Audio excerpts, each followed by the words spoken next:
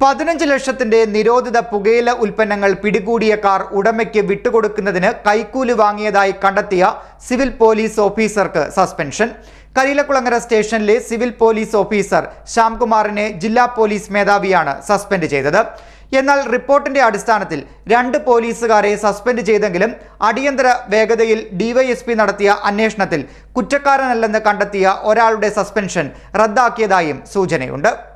15 ലക്ഷം രൂപ വില വരുന്ന നിരോധിത പുകയില ഉൽപ്പന്നങ്ങൾ പിടികൂടിയ കാർ ഉടമയ്ക്ക് വിട്ടുകൊടുക്കുന്നതിന് കൈക്കൂലി വാങ്ങിയതായി കണ്ടെത്തിയ സിവിൽ പോലീസ് ഓഫീസർക്ക് സസ്പെൻഷൻ നടപടി.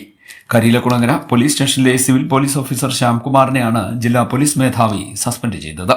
സംഭവത്തിൽ വിശദമായ അന്വേഷണത്തിന് കായംകുളം ഡിവൈഎസ്പി അജയ്നാഥിനെ ചുമതലപ്പെടുത്തിയിരുന്നു.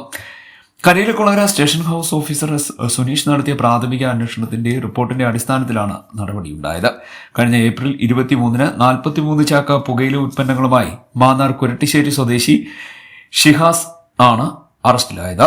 ദേശീയപാതയിൽ രാമപുരം മാളിയേക്കൽ പെട്രോൾ പമ്പിന് സമീപത്തു നിന്നാണ് പ്രതിയെ പിടികൂടിയത്. കേസിൽ പിന്നീട് ഷിഹാസ് ജാമ്യത്തിലിറങ്ങുകയും ചെയ്തു. ചേപ്പാട് സ്വദേശിയുടെ കാറിലാണ് പുകയില ഉൽപ്പന്നങ്ങൾ കടത്തിയത്.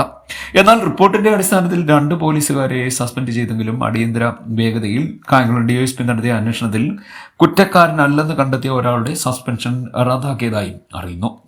CDNet news, Kayamkulam.